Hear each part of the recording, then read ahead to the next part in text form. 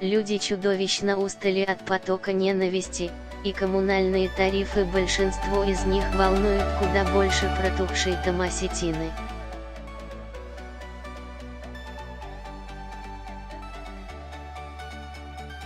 Однако будем справедливы, не в привычках Петра Алексеевича сдаваться без боя, тем более что боевые части украинской армии находятся в его непосредственном подчинении, а политологи усматривают в бывших и нынешних армейцах несколько сотен тысяч дисциплинированных избирателей.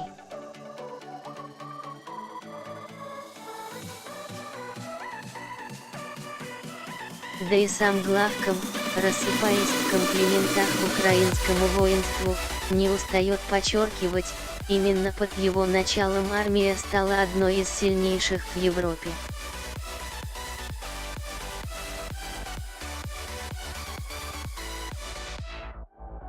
Но так ли это на самом деле? На днях армейское командование было вынуждено признать попадание в плен некоего Станислава Мирославовича Панченко, бойца отдельной 58-й бригады ВСУ.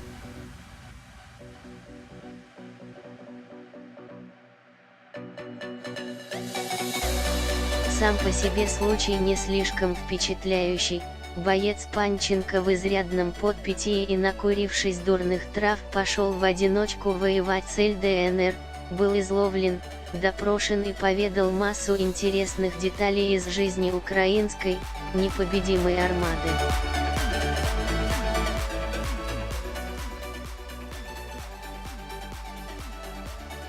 Оказывается, в частях царит повальное пьянство и всеобщее разложение. В ВСУ эсынячат все, дай Боже, рассказывает Панченко.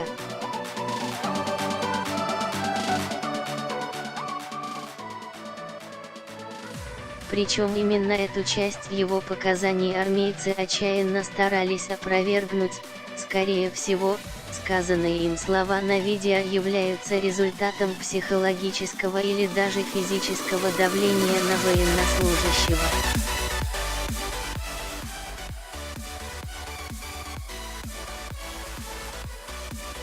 Однако на экране боец Панченко вовсе не выглядит запуганным, на его высокоинтеллектуальном лице отсутствуют следы физического воздействия и даже вытатуированная на шее свастика не багровеет.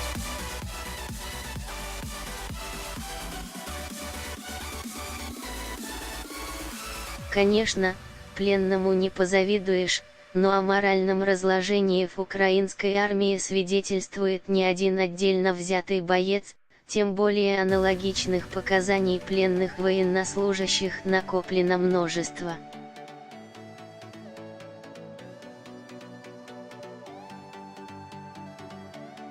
О тяжелейших условиях пребывания на линии фронта солдаты ВСУ регулярно рассказывают через социальные сети, о безобразных инцидентах сообщает украинская пресса, а согласно официальным данным, количество дезертиров перевалило уже за 9000 человек.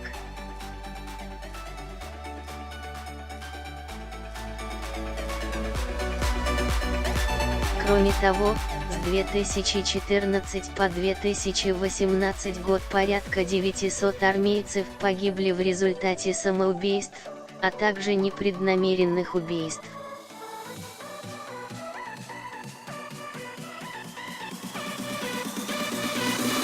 Это ужасные потери. Это почти 2 полноценных батальона вооруженных сил, констатирует военный прокурор Анатолий Матиос.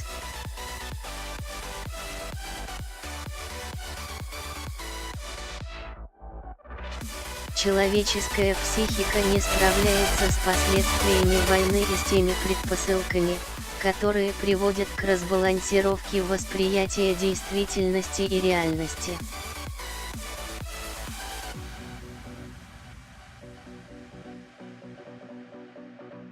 А реальность такова, что на войну с собственным народом отправляются далеко не самые лучшие представители социума.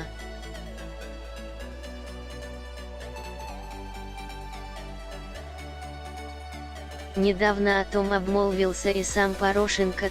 На встрече со студентами в Хмельницкой области нынешний кандидат в президенты сознался, что 30% рекрутов в 2014 году являлись обыкновенными алкоголиками, из тех, кого насмешливо называют «аватарами», то есть фантастическими существами синего цвета.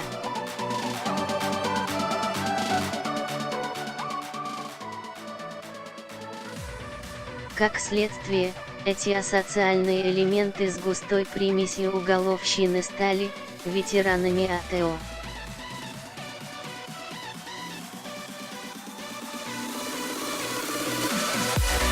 Есть ребята с отсыпками, кого только нет. Когда мы их с комбатом держим в ежовых рукавицах, то люди работают в правильном направлении.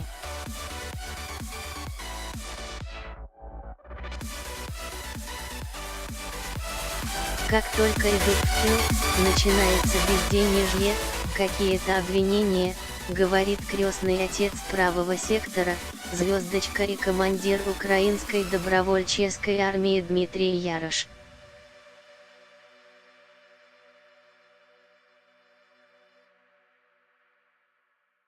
Как по мне, украинский народ слишком идеализировал добровольческое движение. Но надо учитывать, что добровольцы – живые люди.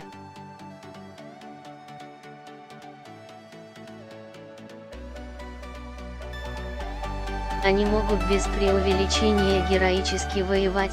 Но когда выпадают из системы, выходят на вольные хлеба, часто попадают в среду, где процветают рэкет, коррупция и всякие другие вещи.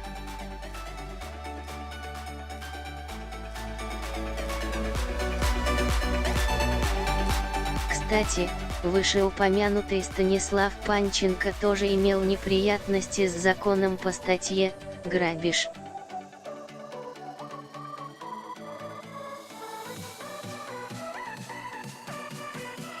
Я вчера был в Аваково, в декабре рассказывал журналистам министр по делам оккупированных территорий Георгий Тука.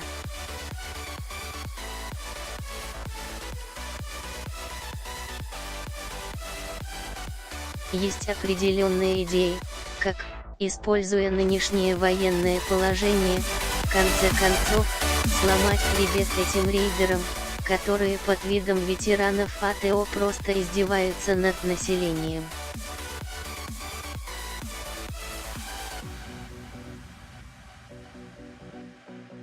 Это реально банды, нужно назвать вещи своими именами.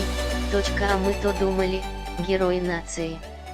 Неудивительно, что поддержка карательной кампании на Донбассе неуклонно падает, к большому неудовольствию всяческих волонтеров и прочих, греющих на войне свои лапки.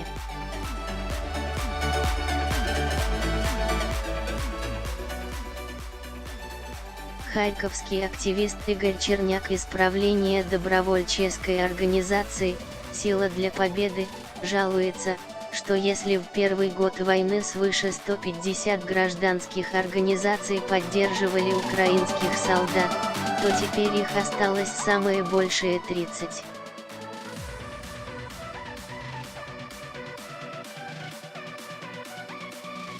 Убежденность Порошенко в убойной силе предвыборной триады «Армия.мова.вера» базируется на иступленной надежде в собственное спасение в случае, ежели удастся всех переорить со всеми.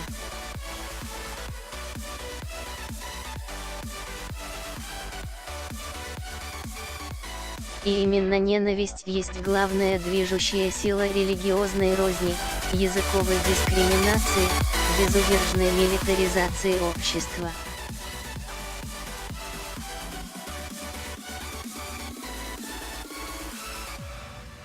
Однако, если Порошенко в своих расчетах промахнется, у главного зачинщика гражданской войны может появиться очень большая вава, его будут бить всем миром, возможно, даже ногами.